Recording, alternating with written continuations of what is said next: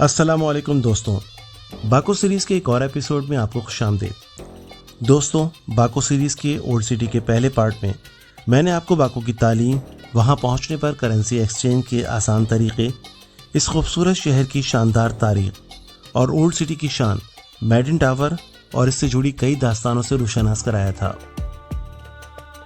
अगर आपने वो पार्ट नहीं देखा तो ज़रूर देखिएगा, क्योंकि अब हम आपको लेके चलेंगे अगले सफ़र पर। आज के इस एपिसोड में हम आपको ओल्ड सिटी के दिल में मौजूद एक निहायत ही खूबसूरत रूहानी मस्जिद से लेकर शेरवान महल के शाही अहाते का तारीखी सफ़र तय करेंगे। तो वीडियो को आखिर तक ज़रूर देखिएगा, बहुत ही मज़ा आने वाला है। दोस्तों देखिए इस शानदार और पुरसुकून मस्जिद को। बाको ओल्ड सिटी के बीचों बीच वाक़या ये एक निहायत ही हसीन मस्जिद है, और सबसे दिलचस्प बात ये कि जब आप इसके सामने खड़े होकर कैमरा घुमाएंगे तो कदीम फन तामीर के ठीक पीछे आपको आसमान से बातें करते जदीद फ्लेम टावर नजर आएंगे, जो आज बाको की आलमी पहचान बन चुके हैं। इस मस्जिद के ठीक सामने छोटी छोटी दुकानें हैं, जहां रिवायती खरीदारी का अलग ही मजा है। मुझे अच्छी तरह याद है कि जब मैं पहली बार 2019 में बाको आया तो मैंने इसी मस्जिद में नमाज अदा की थी, और फिर जब मैं 2026 में यानी इस साल दोबारा बाको आया और जब मैंने इस मस्जिद में कदम रखा तो ये जगह मुझे बहुत ही जानी पहचानी और अपनेपन से भरी लगी। यहाँ पर दोबारा नमाज अदा करने का जो सुकून और शर्फ मुझे मिला, इसे अल्फाज में बयान नहीं किया जा सकता। बाको ओल्ड सिटी और ये बुलंदोबाला जदीद फ्लेम टावर्स महज दो इमारतें नहीं हैं, बल्कि ये दरअसल अज़रबैजान के माजी, हाल और मुस्तकबिल का एक फलसफियाना ताल्लुक को जाहिर करती हैं। ओल्ड सिटी बाको की कदीम तहजीब, मिट्टी से जुड़े विरसे और तारीखी इस्तिकामत की अलामत है, जो सदियों के नशेबो फराज को झेलती हुई आज भी अपनी असली आबोताब के साथ जिंदा है। इसके बरक्स आसमान को छूते हुए शीशे और स्टील के बने फ्लेम टावर्स इस बात की गवाही देते हैं कि ये मुल्क अपने एडवांसमेंट के दौर में कितनी तेजी से आगे बढ़ रहा है।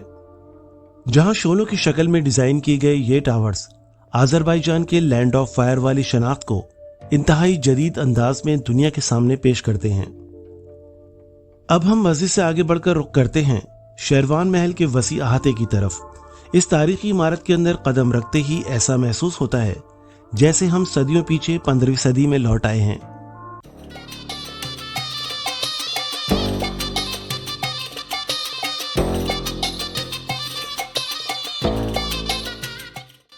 ये रास्ता अबूर करके हम जैसे ही सीढ़ियों से नीचे पहुंचते हैं तो हमें बाईं जानिब बाको की तारीख के कई अनछुए पहलू दिखाई देते हैं। यहाँ नुमाइश पर पुराने दौर की गाड़ियाँ, बड़े साइज के कदीम नवादरात और पुराने तर्ज की जिंदगी से जुड़ी कई चीजें दिखाई देती हैं। यहाँ मुल्क और बैरून मुल्क से आने वाले सयाहों का हमेशा रश लगा रहता है। इस वक्त हम मौजूद हैं शेरवान शाह पैलेस के कॉम्प्लेक्स में। ये इमारत जिसे दी तुर्बा कहा जाता है, 15वीं सदी में शेरवान शाह खलीलुल्लाह अव्वल ने बाज़ाब्ता तौर पर इसे अपने शाही खानदान के लिए एक खानदानी मकबरे के तौर पर बनवाया था। ये मकबरे और इसके अंदर मौजूद कब्रें बाद में बाहर से लाकर डिस्प्ले नहीं की गईं, बल्कि ये अपने असल मकाम पर मौजूद हैं। यहाँ अलग अलग साइज की कुल 8 कब्रें हैं, जो शेरवान खानदान के शाही खानदान और इसके खास ओहदेदारों की हैं। शाही खानदान के जिन अफराद का जब जब इंतकाल हुआ, इन्हें इनके ज़माने में बाकायदा इस्लामी रिवायत और एहतराम के साथ इसी इमारत के अंदर दफन किया गया था। ये कोई अजायब घर की तरह बाहर से लाई गई पुरानी चीज़ें नहीं, बल्कि इन्हें यहीं पर मकबरे की शक्ल में कायम किया गया था। जो चीज़ें बाहर से लाके यहाँ पे डिस्प्ले की गई हैं वो ये कब्रें नहीं हैं, नश्को निगार वाले नवादरात और सवाईल किले के आसार हैं, जो बाको के दूसरे हिस्सों या डूबे हुए मकामात से बचाकर इस कंपाउंड में नुमाइश के लिए रखे गए हैं। लिहाजा मकबरे के अंदर मौजूद तमाम कब्रें अपनी उसी तारीखी जगह पर मौजूद हैं जहां इन्हें सदियों पहले शहनशाहों और शाही खानदान की तदफीन के वक्त बनाया गया था। शाही खानदान का ये मज़ार 15वीं सदी में 1435 में तामीर किया गया। इस मज़ार की अहम तारीख के मुताबिक यहाँ शेरवान शाह खलीलुल्लाह अव्वल की वालदा बेका खानम की कब्र मौजूद है, जिनका इंतकाल 1435 में हुआ था। इसके अलावा इनके कम उम्र शहजादे फर्रुख यामिन की कब्र भी यहाँ मौजूद है, जिनका इंतकाल 7 साल की उम्र में 1442 में हुआ। इसके अलावा इस अहाते में शाही खानदान के दूसरे अहम अरकान और मशहूर सूफी बुजुर्ग और माहिर फल्कियात सैयद याहिया बाकवी का मकबरा भी इसी तारीखी अहाते में मौजूद है। इन कब्रों के चारों तरफ खूबसूरत बारादनियां और तारीखी मुजस्मे बने हुए हैं। इन मुजस्मों और पत्थरों के पीछे बाकू की कदीम सकाफत और तहजीब की बहुत गहरी कहानियां जुड़ी हैं। और ज़रा इन दीवारों और महराबों पर गौर कीजिए। इन महराबों के अंदर बड़े नश्को निगार वाले पत्थर और नवादरात जड़े हुए हैं। ये कोई आम पत्थर नहीं, बल्कि इन्हें बाकू शहर के अलग अलग हिस्सों में मौजूद उन कदीम और तारीखी इमारतों से महफूज निकाल कर यहाँ डिस्प्ले किया गया है, जो वक्त के साथ खंडर बन चुकी थी। इनमें सबसे खास बात सबाइल किले के आसार हैं, जो कभी बाकू के समंदर के पानी में डूबे हुए थे। वहां से बचाकर लाए गए ये फन पारे इन महराबों की खूबसूरती को बढ़ाते हैं। यही वजह है कि दुनिया भर से आने वाले सैयाह इस पोशीदा खजाने को देखने के लिए जरूर आते हैं, जिसके सामने थोड़ा ही आगे जाकर मेडिन टावर वाक़या है। जब आप पुरानी महराबों के बीच खड़े होकर इस टावर को देखते हैं तो यूं महसूस होता है जैसे वक्त खुद माजी और मुस्तकबिल के सफर पर एक ही फ्रेम में सिमट आया हो। दोस्तों, बाकू ओल्ड सिटी यानी एचरी सिटी की गलियां सिर्फ तारीखी नहीं समेटे हुए, बल्कि यहाँ के जायके भी सदियों पुराने हैं। आज मैं आपको एक ऐसी चीज दिखा रहा हूँ जो बाकू की पहचान है।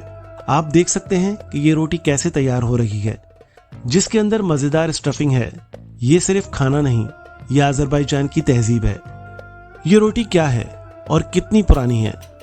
तो चले हम आपको बताते हैं कि ये रोटी क्या है और कितनी पुरानी है। इस डिश को अजरबैजान की जबान में कताब कहते हैं।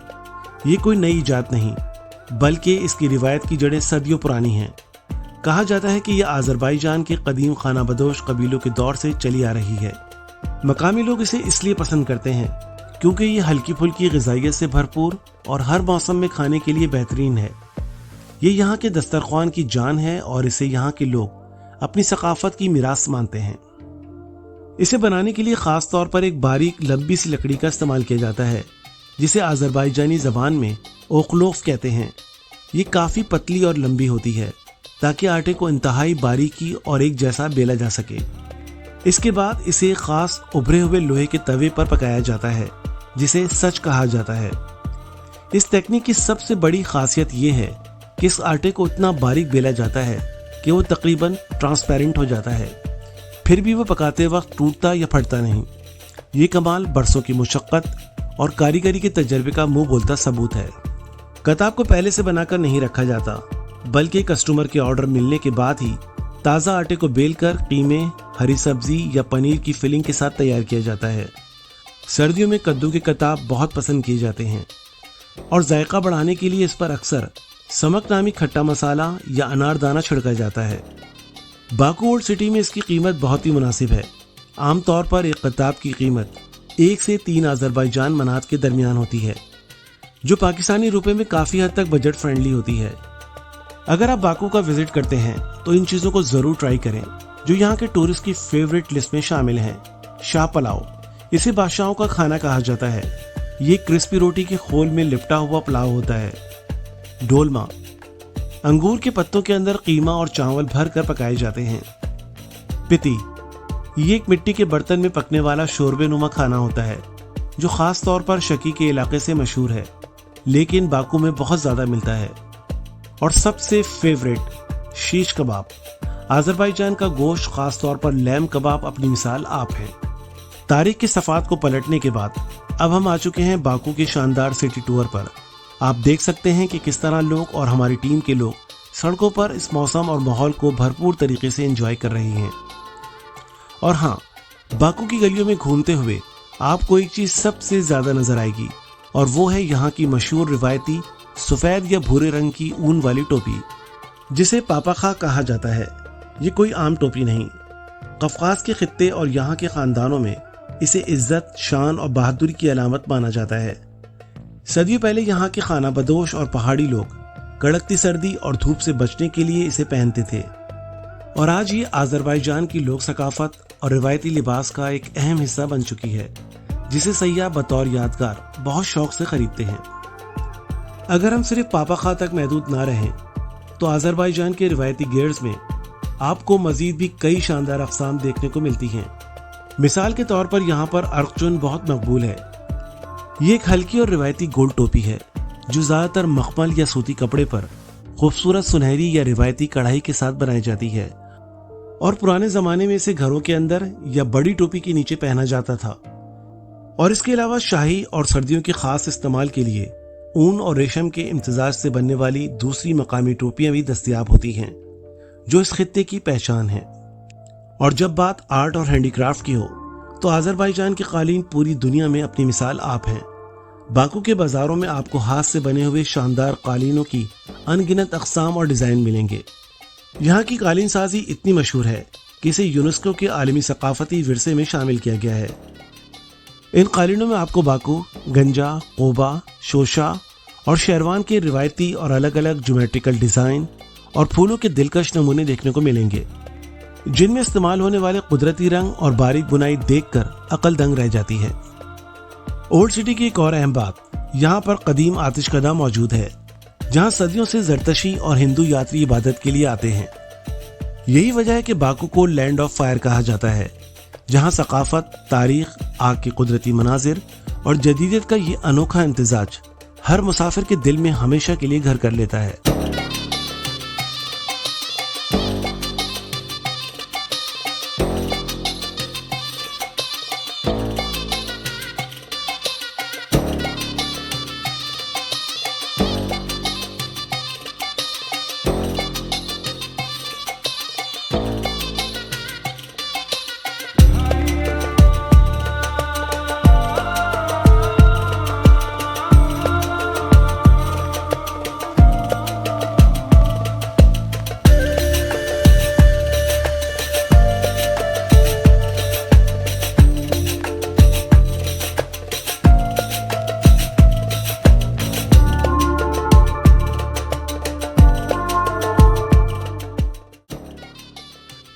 तो दोस्तों, ओल्ड सिटी की इन तंग गलियों, कदीम मसाजिद, शेरवान महल की शाही तारीख और बाकू की सकाफती शनाख्त से जुड़ा सफ़र यहीं पे रोकते हैं।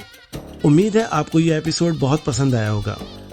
अगर वीडियो अच्छी लगी तो वीडियो को लाइक कीजिए, चैनल को सब्सक्राइब कीजिए और कमेंट बॉक्स में बताइए कि आपको बाकू की कौन सी चीज़ सबसे ज़्यादा अच्छी लगी। मिलते हैं इस सीरीज़ के अगले पार्ट में, जहां हम आपको लेके चलेंगे बाकू की सबसे मशहूर निज़ामी स्ट्रीट पर, जो दुनिया भर के सयाहों की तवज्जो का मरकज़ बनी रहती है। तब तक के लिए अपना ख्याल रखिएगा। अल्लाह हाफिज़।